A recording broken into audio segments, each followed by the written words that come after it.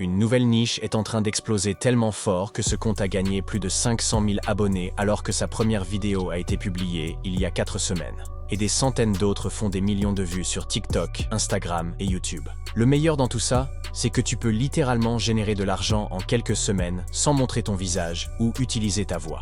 Cette niche, c'est celle des POV. Créer une vidéo immersive à la première personne pour faire vivre des moments ou incarner des personnages. Si elle fonctionne aussi bien, c'est pour 2 raisons. La première, c'est qu'elle crée une intrigue forte chez les spectateurs qui ont envie de découvrir à quoi pouvait ressembler une journée dans le thème que tu proposes. Ensuite, la deuxième raison, c'est qu'avec une vue en première personne, tu impliques émotionnellement ton spectateur en lui faisant vivre des moments impactants. En combinant ces 2 éléments, tu as la recette pour faire une vidéo virale qui va captiver tes spectateurs longtemps, ce qui va augmenter ton temps de visionnage, et l'algorithme poussera toujours plus haut ta vidéo. Mais la vérité, c'est qu'avec cette recette, tu n'arriveras à rien. Tu sais pourquoi? Parce que tous les gourous que tu as regardés n'ont pas compris ce qui rendait cette recette aussi virale. Donc ils ont tous créé un tuto basique et toi tu n'y as vu que du feu. Ils t'ont expliqué comment créer la première image et les meilleurs t'auront même donné le prompt tout prêt pour que tu n'aies qu'à copier-coller. Tu les as écoutés mais ta vidéo ne fait pas de vues exactement comme celle que je vais t'apprendre à créer dans cette vidéo.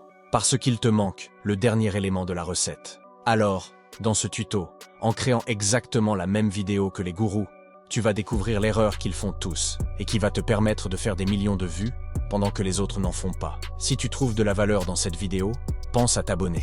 Quand tu te lances dans une niche, ta mission est simple. Tu dois analyser le contenu de tes concurrents et reproduire ce qui marche pour eux. Mais pour pouvoir faire ça, tu dois comprendre pourquoi ce qui fonctionne. Et la réponse est simple. Il suffit de créer des vidéos de bonne qualité avec une recette gagnante et d'y ajouter un peu d'innovation.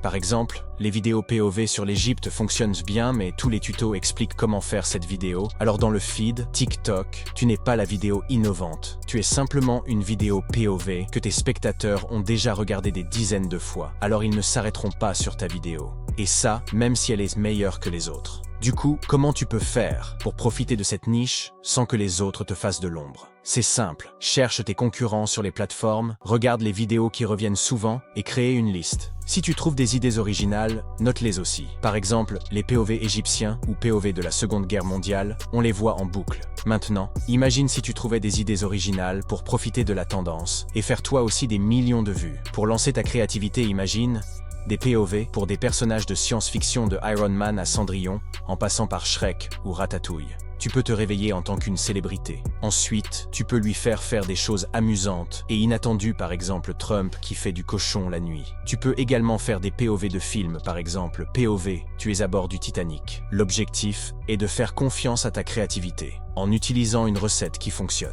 Si tu n'en as pas, télécharge gratuitement le guide PDF dans lequel tu trouveras tous les prompts dont tu as besoin pour travailler. Ensuite, utilise le prompt Générer des idées pour que ChatGPT te donne une liste. Maintenant que tu as compris ce que tout le monde ignore, il est temps que tu apprennes à transformer une idée en vidéo virale. Pour ça, j'ai créé un tuto en 4 étapes simples. Pense bien à récupérer ton PDF gratuit pour ne pas avoir à recopier tous les prompts à la main. Et quand c'est fait, c'est parti. Alors comme tu le sais, l'objectif c'est d'arriver à générer des prompts dans ce style pour que tu puisses créer justement ta vidéo POV. Donc là, la première étape, c'est de générer ces prompts pour éviter de te les faire faire à la main. Et pour générer ces prompts, on va utiliser ChatGPT. Alors télécharge bien ton guide gratuit que j'ai créé pour toi, pour que tu aies qu'à copier-coller les prompts, parce que celui-là il va être assez complexe et assez long si tu veux le copier toi. Donc dans le guide, ce que tu trouveras, c'est les liens utiles, les prompts, et comme tu peux le voir, il y en a plusieurs, donc je te recommande vivement de télécharger, comme il est gratuit, et comme ça tu vas pouvoir simplement sélectionner le texte, le copier, retourner sur ChatGPT, et ensuite lancer la génération. Comme tu peux le voir, ChatGPT répond simplement OK à ce prompt. C'est parce qu'en fait, je lui explique le projet que j'ai. Ensuite, je lui explique qu'il va devoir me donner une liste de prompts et on va faire le test directement ensemble. Donc voilà à quoi ressemble le prompt que je lui envoie maintenant qu'il est configuré. Génère une séquence immersive en POV d'un travailleur égyptien en 1300 avant Jésus-Christ, de son réveil à son coucher avec des scènes typiques de son quotidien fidèle à l'époque. Donc je lui envoie et comme tu peux le voir, donc il me dit parfait et il va commencer à me lister les séquences. Ce que j'ai fait, c'est que j'ai demandé d'avoir une chronologie, donc c'est pour ça qu'il met le time of day, parce qu'il va gérer la luminosité dans l'ambiance de la scène pour montrer justement cette chronologie. Donc là on est tôt le matin, ensuite on est le matin, plus tard dans le matin, etc. Donc comme tu peux le voir, il utilise bien first person, il utilise bien le mot POV et c'est ce qui va faire qu'on va avoir ce rendu POV. Mais comme tu vas le voir, quand j'ai commencé à utiliser les prompts, certains prompts ne fonctionnaient pas. Donc j'ai créé un prompt qui va t'aider grandement, mais ce qu'il faut comprendre, c'est qu'il va falloir que tu le corriges et pas que tu reviennes sur la vidéo pour me dire en commentaire ça ne marche pas parce qu'il m'a donné un mauvais prompt. Il va falloir que tu le dises à ChatGPT, ce sera bien plus efficace. Et ce que j'ai fait pour toi en plus, c'est je lui ai dit les prompts ne fonctionnent pas très bien, voici quelques exemples. Donc exemple de prompts de début qui fonctionnent bien, je vais aller récupérer des prompts qui fonctionnaient bien et c'est la liste de prompts que tu vas trouver juste ici. Donc je t'invite à copier tout ça et ensuite tu le colles dans ChatGPT. Donc par exemple là il me dit merci pour les exemples hyper précis et du coup il va relancer la génération. Ensuite j'ai eu un nouveau problème au niveau du premier prompt, c'est qu'il avait du mal à afficher correctement les pieds. Donc je suis allé trouver une solution et je lui ai dit qu'en ajoutant looking down au début de la phrase ça fonctionnait mieux et du coup ce qu'il a fait c'est qu'il m'a fait une petite liste que tu peux récupérer et tu verras que les images sont mieux réussies. Donc le prompt que j'ai créé pour toi, il va vraiment t'aider dans la création au début. Après, il va falloir que tu deviennes un peu autonome et que tu apprennes à utiliser ChatGPT. Ensuite, là, ce que j'ai fait, c'est que j'ai simplement dit à ChatGPT en tout début de me créer vraiment une scène immersive d'un Égyptien travailleur en 1300 avant Jésus-Christ. Mais si tu avais des idées plus concrètes et que tu voulais ajouter un peu de fun dans tes vidéos, ce que je te recommande de faire, c'est de lui proposer des scènes en lui disant voilà, le matin, je veux qu'il commence par faire ça et le soir, je veux qu'il termine par faire ça. Pour les autres scènes, je te laisse gérer. Tu lui dis simplement ça et ça va te permettre du coup de créer peut-être un moment fun ou alors par exemple, tu lances d'abord ta génération comme je viens de le faire et tu vas dire bah ok, bah morning, j'avais une autre idée, je pensais plutôt à ça avec cette ambiance-là, etc. C'est à toi de créer ta petite innovation pour avoir une vidéo vraiment qui accroche. Et oublie pas, l'objectif c'est comme de faire réagir. Donc félicitations, tu viens de terminer l'étape 1 quand tu as récupéré tous tes prompts de ta vidéo. Maintenant l'étape 2, ça va être de générer les images. Pour ça, ce que tu vas faire, c'est que tu vas utiliser ton générateur d'images préféré. Personnellement, je préfère utiliser Midjourney parce qu'il me donne des résultats suffisamment professionnels et il a des options qui vont me permettre de générer exactement l'image que je veux, même si j'ai quelques problèmes au niveau de la génération au début. Donc la seule mission que tu as à faire, c'est simplement de copier correctement le prompt, d'aller sur ton générateur. Moi dans mon cas ce que je vais faire c'est que je vais vérifier que la configuration est correcte, donc je vais bien mettre en 9/16 pour avoir le bon format. Je vais vérifier qu'il n'y a pas trop d'autres problèmes au niveau des paramètres et ensuite j'ai plus qu'à copier le prompt et lancer la génération. Comme je t'ai expliqué tout à l'heure, c'est ce genre de génération que j'avais avec les POV qui ne fonctionnaient pas bien. C'est pour ça que j'ai corrigé ChatGPT jusqu'à avoir ce résultat. Comme tu peux voir, il y en a 2 sur 4 qui sont bons. Et du coup, c'est l'image que j'ai utilisée. Ensuite, pourquoi j'utilise Midjourney? J'ai utilisé celle-ci et celle-ci qui étaient plutôt bien faites. Le seul problème, c'est que là, on dirait des pieds. Donc ce que j'ai fait, c'est que j'ai utilisé le bouton Editor. J'ai gommé les pieds, enfin les mains qui ressemblent à des pieds. Ensuite, j'ai enlevé tout ce qui parlait de pieds dans le prompt. Alors je sais plus, oui voilà, c'était ici. Et du coup, quand j'ai relancé la génération plusieurs fois, je vais avoir ce résultat. Ensuite, ce qu'il faut comprendre pour faire des vues, c'est qu'il faut une vidéo de très bonne qualité. Donc si tu prends simplement cette image, tu auras une vidéo de qualité moyenne. Ce qu'il faut faire, c'est lancer une upscale, donc soit subtile, soit créative. Personnellement, j'utilise la version subtile pour que ça ne remodifie pas trop l'image. Et ensuite, ça me crée ma version haute définition. Et c'est cette image-là que je vais récupérer. Donc je t'invite à faire ça pour toutes tes images et à les télécharger. Maintenant, l'étape 3, ça va être d'animer ces images pour avoir vraiment une animation réaliste et qu'on ait vraiment l'impression d'incarner le personnage. Donc pour ça, moi, j'utilise l'outil Kling. Personnellement, parce que c'est celui avec lequel j'ai eu de meilleurs résultats. Donc pour ça, je vais simplement cliquer sur AI vidéo. Ensuite, pense bien à être sur image to vidéo et dans l'onglet frame. Commence par importer ta première image. Parfait, une fois qu'elle est importée, là ce qu'il va falloir faire, c'est gérer les paramètres. Donc personnellement, je suis en créativité 0.5. Je suis sur Kling 1.6 et je suis en professional mode parce que c'est la version qui va me donner le résultat de vidéo en haute qualité. Pour la durée, je suis sur 5 secondes et je génère une seule vidéo. Ensuite, ce qui va te permettre de créer l'animation et de la rendre vraiment réaliste, ça va être le prompt.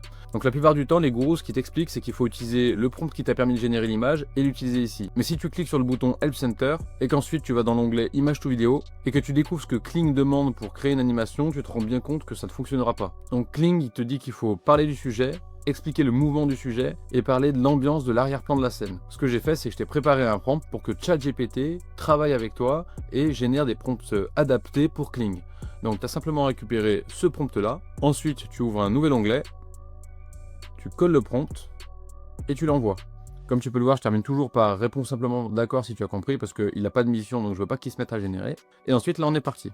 Donc ce que tu fais c'est que tu importes ton image, donc je la clique glisse. Donc moi j'ai la version payante de ChatGPT donc je peux faire ça à l'infini, je peux glisser une image et ensuite rédiger un prompt pour qu'il puisse comprendre l'image et mon prompt. Potentiellement toi avec la version gratuite je crois que tu as le droit à 2 ou 3 fois. Donc à toi de voir si tu veux passer sur la version payante. Personnellement j'utilise beaucoup donc je suis passé sur la version payante. Donc quand tu as importé ton image, ce qu'il faut que tu fasses c'est que tu lui donnes l'idée expliquée de l'animation que tu souhaites. Donc là moi ce que j'ai rédigé c'est vidéo vue en première personne d'un Égyptien qui se réveille le le soleil brille, les feuilles de palmier bougent, il bouge légèrement ses jambes et ses pieds.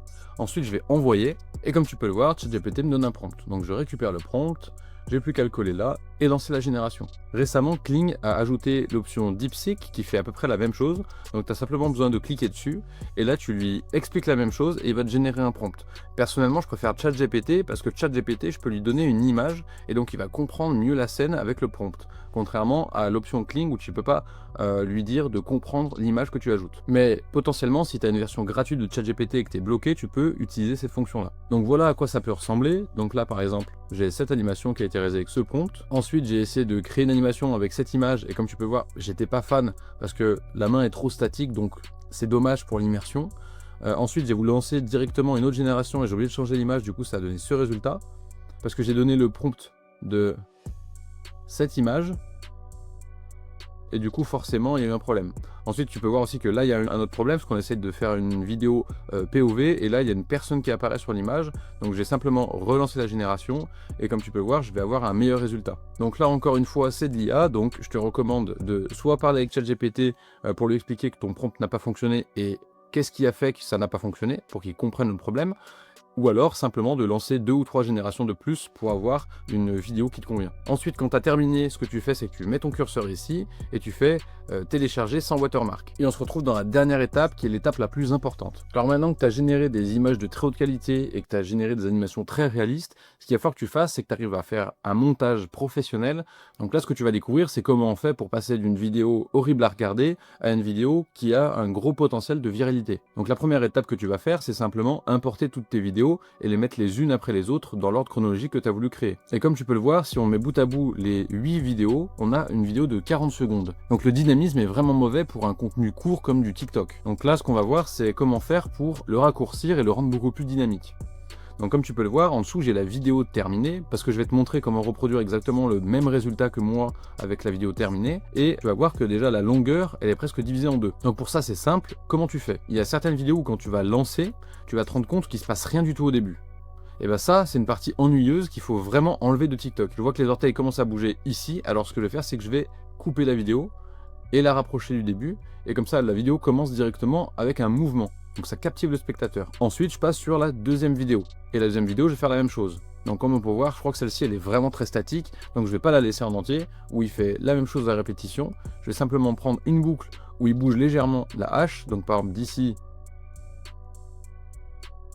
à ici, et je vais couper. Comme tu peux le voir sur l'indicateur de temps juste ici, du début à ici, on a 3 secondes. Et ensuite d'ici à ici, on a 2 secondes. Donc ça fait qu'on va avoir un très bon dynamisme dès le début. Ensuite, si tu as une animation qui est plutôt cool tout le long, ce que tu peux faire, c'est simplement sélectionner ta vidéo, aller dans vitesse et augmenter la vitesse légèrement pour que la vidéo soit plus courte. Alors fais attention de ne pas augmenter trop la vitesse parce qu'après tu pourras avoir des mouvements qui sont pas réalistes et on voit que c'est en accéléré, c'est dommage. Donc ce que je vais faire, c'est que maintenant je vais supprimer toutes celles que j'avais ajoutées et ça donne ce résultat. Donc une fois que c'est bien coupé, je t'invite à regarder cet endroit là.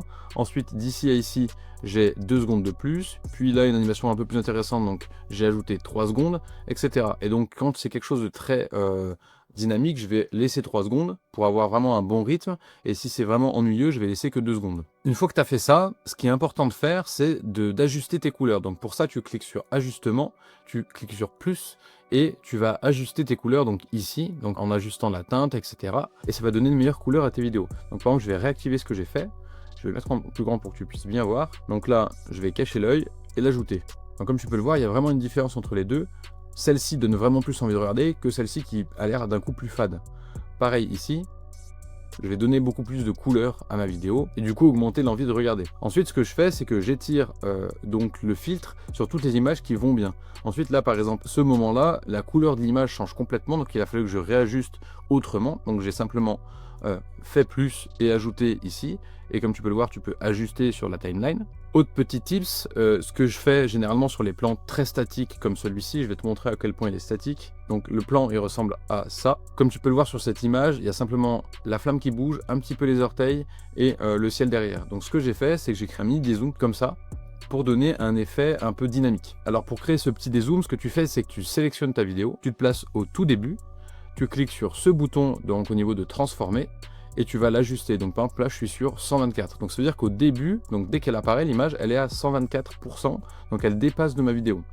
Ensuite, je vais à la fin, je rappuie sur ce même bouton et ensuite, je vais le mettre sur 100%. L'animation, ça va être passé de 124% à 100%. Et donc, sur cette durée, donc de 20 secondes à 23 secondes, donc la vidéo a 3 secondes pour passer de 124 à 100%.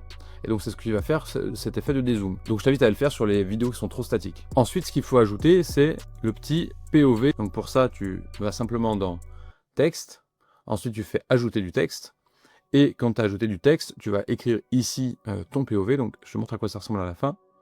Ensuite, ce que j'ai fait, c'est que j'ai sélectionné arrière-plan, et j'ai baissé l'opacité pour avoir cet aspect un peu transparent. Ensuite, j'ai simplement placé au centre. Place-le bien dans cette zone-là, parce que si tu montes trop haut, tu vas être dans le pour toi de TikTok, et donc on ne le verra pas. Si tu es trop bas, tu vas être dans les commentaires et tout ça, donc reste bien dans ce rectangle ici. Donc comme tu peux le voir, il y a une petite animation, donc là une sorte d'écriture. Pour ça, tu vas dans animation, et j'ai simplement sélectionné machine à écrire. Ensuite, j'ai ajouté aussi une animation sur l'image, donc j'appuie sur play, et on voit que ça donne l'impression qu'il ouvre les yeux. Pour ça, c'est simple, tu cliques sur l'élément que tu veux animer, tu cliques sur animation, et j'ai ajouté fondu en ouverture. Ensuite, ce qui va vraiment donner beaucoup de réalisme à ta vidéo, c'est les effets sonores et l'ambiance. Donc pour ça, j'ai ajouté tous ces effets sonores, et comme tu peux le voir, ils sont séparés à chaque scène. C'est-à-dire qu'il n'y a pas un effet sonore qui traverse toutes les scènes, sinon ça va casser le côté changement de scène en fait. J'ai tout mis dans le pack, donc ça aussi tu trouveras tous les effets sonores que j'ai utilisés dans ma vidéo, dans le pack gratuit que tu vas télécharger avec le guide. Et maintenant je vais t'apprendre à récupérer justement des effets sonores. Donc première technique pour les effets sonores, tu vas sur Pixabay, tu sélectionnes effets sonores, et ensuite ici tu vas mettre par exemple bâillement. Et là, tu vas cliquer sur Play, tu vas écouter le son, et s'il te plaît, tu cliques sur Télécharger. Donc l'objectif, c'est vraiment d'écrire des mots-clés pour trouver ce que tu cherches, parce que parfois, c'est pas simple. Donc sur certains effets sonores, tu risques de passer un petit moment. Ensuite, tu as une autre option, donc tu vas sur Eleven Labs, et là, pour le coup, tu vas aller dans Sound Effect, et tu vas simplement décrire l'effet sonore que tu veux, et tu vas lancer la génération. En plus, ce qui est pratique, c'est que ça coûte simplement 200 crédits, donc tu peux en générer quand même pas mal. Ça te génère 4 versions que tu peux télécharger sans avoir à payer quoi que ce soit, c'est-à-dire que les 200 crédits vont générer les 4 versions et tu peux les avoir. Donc tu as simplement à cliquer dessus pour les écouter, tu fais simplement ça, et tu vas voir que tu auras 4 versions de ce que tu as décrit. Donc si tu galères à trouver tes effets sonores sur Pixabay, c'est une possibilité que tu as avec Eleven Labs. Ensuite, ce que tu fais, c'est que tu les importes dans ton projet, et comme tu peux le voir, il y en a qui montent très haut en effets sonores, et d'autres qui sont très bas. Donc là, ton objectif, ça va être ici, en écoutant ta piste audio, de cliquer sur ton son qui est trop bas, et d'augmenter son volume par exemple. Ou alors de cliquer sur celui qui est trop haut, et d'aller le baisser un petit peu, pour qu'il n'y ait pas de dominance, et que tu puisses vraiment écouter correctement ta vidéo. Ensuite, l'objectif, c'est pas d'en mettre pour tout, sinon ça va être juste insupportable à écouter. Donc trouve simplement des petits détails qui sont sympas, par exemple là, un petit bruit d'eau avec un petit bruit de vague, ça suffit amplement. T'as pas besoin d'ajouter des bruits de bateau, des bruits de mouettes, des bruits de sable, des bruits du désert en plus, sinon ça va juste être insupportable à écouter et les gens vont passer à cause de ça. Pense bien à cliquer ici pour sélectionner le ratio 9/16 et être sur le bon format. Depuis tout à l'heure, tu as des images de bonne qualité et tu as des vidéos de très haute qualité. Alors pour exporter correctement, tu cliques sur le bouton exporter. Ensuite, tu lui donnes un nom, tu sélectionnes le dossier dans lequel tu veux le sauvegarder, tu sélectionnes bien la résolution 2K et au moins 50 fps. Ensuite, tu n'as plus qu'à cliquer sur exporter. Félicitations, tu as généré ta première vidéo POV et tu as découvert le secret pour percer dans cette niche. Alors, fais des millions de vues pendant que les autres galèrent avec des concepts basiques qui ne font pas de vues.